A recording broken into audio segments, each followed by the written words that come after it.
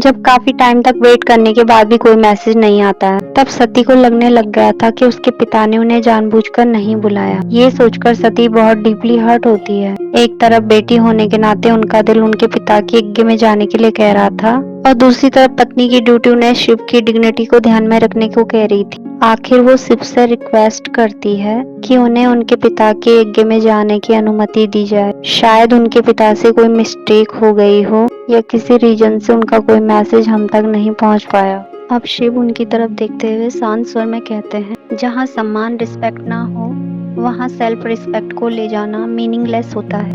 और मैं ये भी नहीं चाहता कि तुम ऐसे यज्ञ में जाओ जो केवल क्रोध और ईगो से जल रहा। अब वो फिर से शिव से रिक्वेस्ट करती है कि कृपया उन्हें सिर्फ एक बेटी होने के नाते जाने दिया जाए। वे अपने पिता से बात करेंगी, शायद वो बदल जाए और उनके मन से विष उतर जाए। अब जब वो बार बार शिव से रिक्वेस्ट करती रही, तो आखिरकार शिव उन्हें वहां जाने की परमिशन दे देते हैं और कैलाश पर्वत से विदा लेती हैं। वे बेटी होने के नाते जा रही थी, ये सोचकर कि शायद उनके पिता का मन बदल जाएगा। अब जब सती अपने पिता के महल के यज्ञ स्थल पर पहुंचती है, तो उनके मन में ये उम्मीद थी कि उनके पिता उन्हें देखेंगे तो बहुत खुश होंगे।